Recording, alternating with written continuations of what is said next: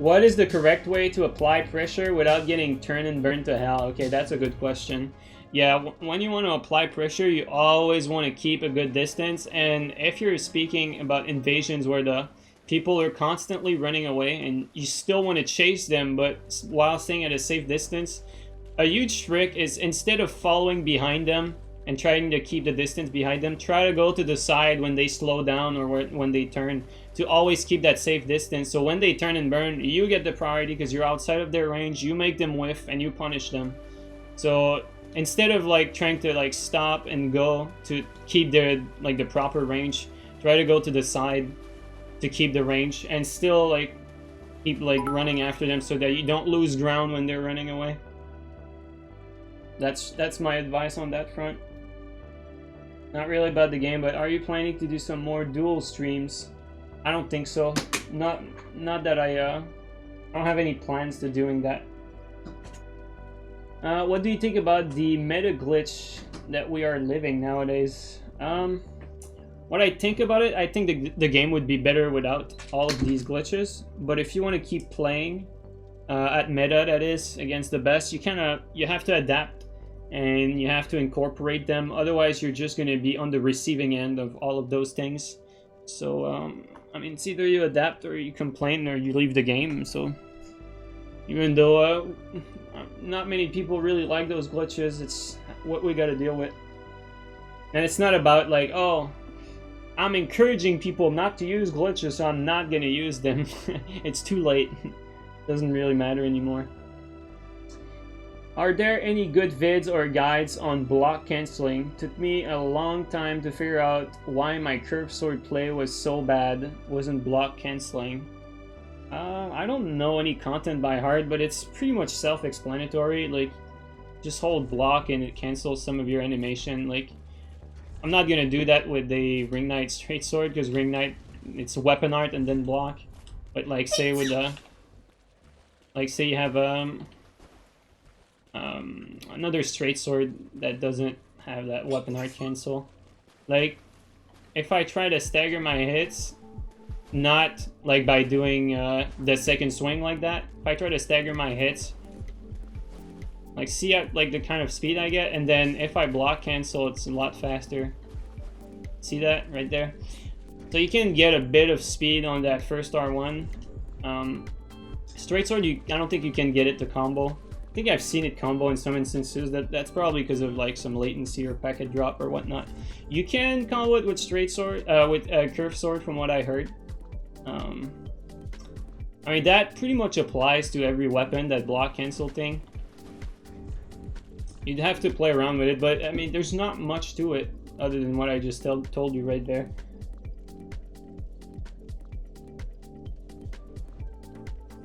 Yeah, like Gabby said, some tips, some great weapons for block cancel, like great sword, stress sword, curved sword, axes, yeah, whatnot.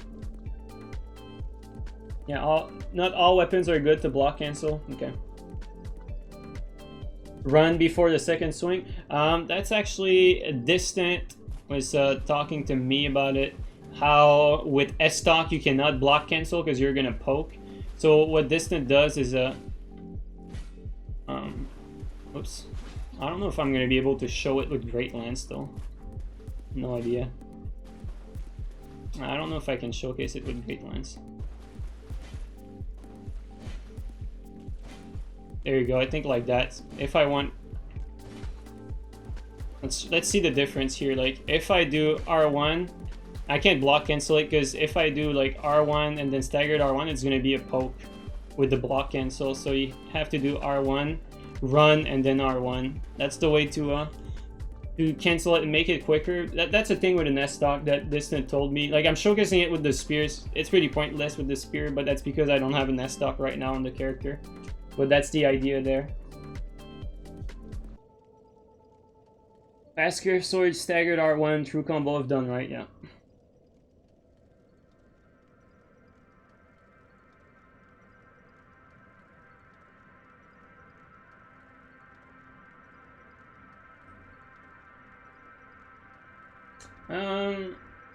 Let's see, what else do we got? Feel free to keep these questions coming, guys. Let's see. How do I pick up a French woman? That's a funny one. I mean, your best bet, Kobo, would be to stay in the stream as long as possible so you can gain size through the little channel points. Like, the bigger you are, the more chances you're gonna get at getting that French woman. So, a good way to gain size is to use my channel points until you reach the ginormous clit, which is the thing they like the most. What do you think about... Okay, so I answered that already. Let's see, what else we got?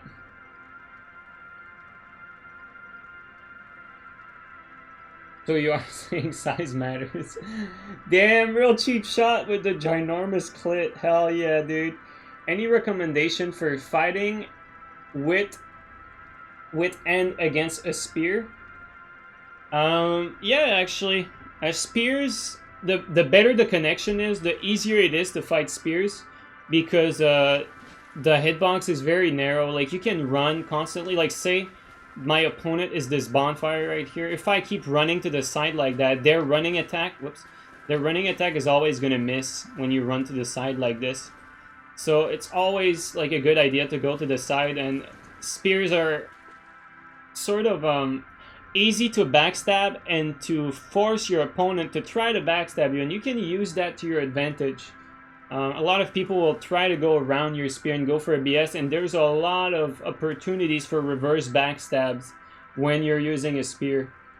And at the same time, there's a lot of openings for backstab, so there's a very strong backstab dimension to to spear fights, whether it's the guy using the spear or the guy trying to fight against the spear. Also, I know you like curve sword a lot, Reggie. A lot of spears will like to do this from out of range, 2R1. You can punish it, man. Like, if you space your running attack properly, you can space a running attack like this, and like, punish the spear spam in between the swings with a running attack. That's definitely something you can do. I'm just gonna Black Crystal. I forgot to remove the Eldritch Sign.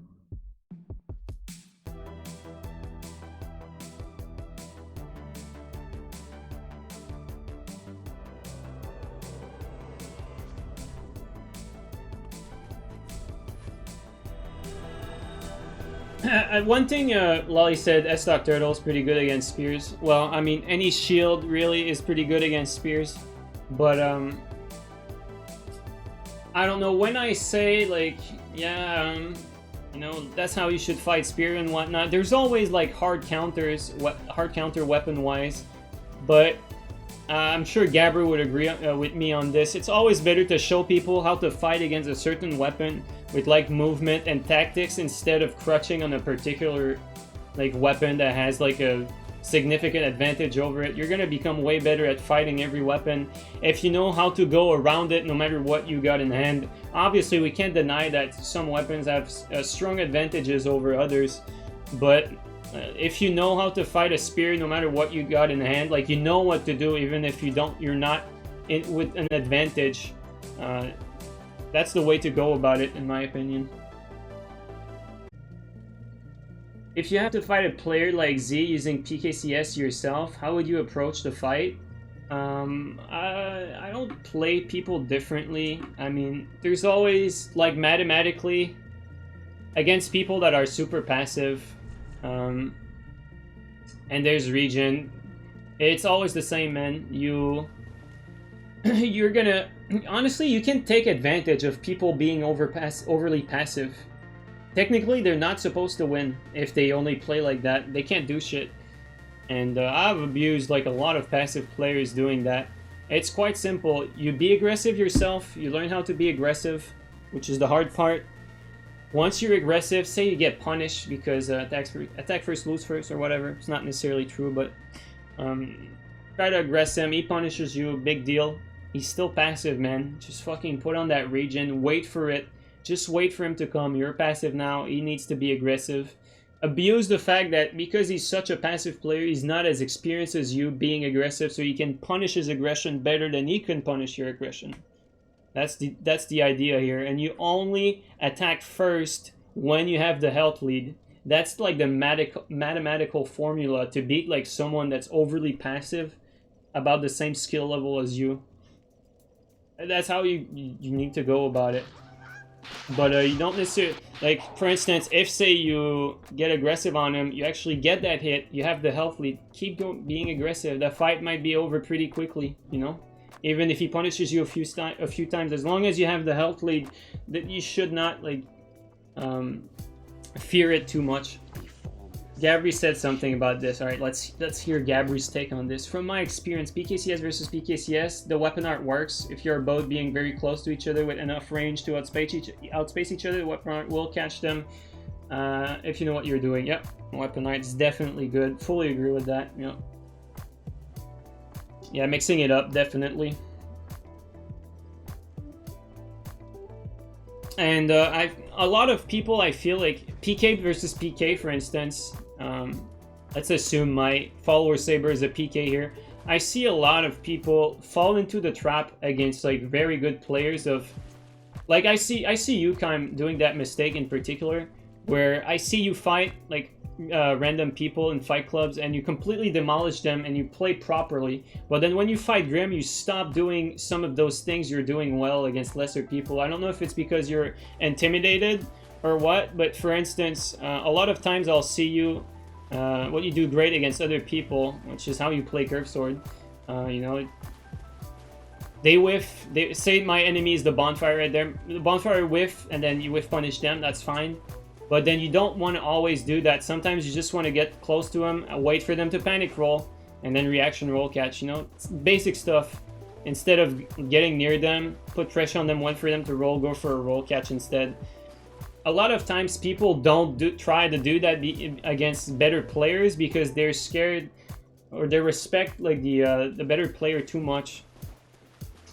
And they don't want to get spammed. They want to play safe, because if they whiff and you try to punish it right away, it's safe. You're playing safe doing that. But when like when you're getting close to them after they whiff, you're putting yourself at a risk. And you need to be confident about what you're doing when you're attempting to do that. But it is the right play. Not all the time, but as a mix-up in the long run, if you don't do that, you're not going to get those roll catches. And the good player is always going to roll away after they whiff. Like, they whiff and then roll away. They're always going to do that. So in order to catch them, eventually you're going to have to go for these mix-ups where you go right next to them, wait for them to roll and roll catch. And shield pump in there, you know, make them panic, whatnot. There's different ways to go about roll catching. Like right now I have a follower saber, so instead of whiff punishing as soon as they whiff, maybe I can go for a weapon art instead. That's follower saber. You know, all the weapons have their intricacies in that regard. Like I know Gabri, for instance, when he's using Cell Sword, the sort of stuff it will do that's like the same purpose as what I just explained. Like he will make his opponent whiff and then he'll do running L1 to punish them. And then as a mix-up, he'll still run next to them and buffer that running L1 so it still catches them. Those are like little details that each weapon has that you can work around to roll catch someone, but you need to do those if you want to catch a good player. Overthinking this too much against good players? Yeah, man. I noticed that a lot of people just try to play too safe against better players. I think a lot of a big reason why Assassin always had a lot of success in general is because Assassin always plays fearless, and he does a lot of staying to your face, waiting for you to panic roll and roll catch. Same with B-Dubs. To me, B-Dubs was really the master at that particular tactic. Sometimes he would even overdo it, but that's what made him so special and so powerful. It was that very moment where he gets to your face and you don't fucking know when he's gonna R1 between those block pumps. That's really what made B-Dubs like really powerful in my opinion. And he would chain you using that. Like sometimes he would R1 once and wait for fucking ever for you to panic roll, chain you again, and then out of a sudden he would fucking spam, you know? And those are some good mind games that you definitely want to incorporate yourself to your game, to your playstyle. That's really what separates some of the best, to be honest. The average dude will be happy to get those 2 R1s. The best one will be greedy and risk not getting R1 with getting multiple roll catches and using some pseudos. Absolutely. Oh yeah. I mean, me and Gabby will agree a lot because honestly, there's only one real answer to this, and we've been there. We know what it takes. We know what it feels like, and yeah, you're gonna see Gabby and I agree on a lot of those things. Like, take Assassin for instance. Like, to me, Assassin was always good, that's for sure, but I feel like before, Assassin really only focused on Curve Sword, and then when he started branching out to like other weapons, I feel like it improved his Curve Sword game even more. I mean, honestly, only Assassin can weigh in on that, but if I had to guess, I'd say that's how I feel about like how Assassin improved, for instance. Just like how I gave like myself as an example and how I improved, like adding like the roll bombs, you know, the backstab, the swaps, whatnot.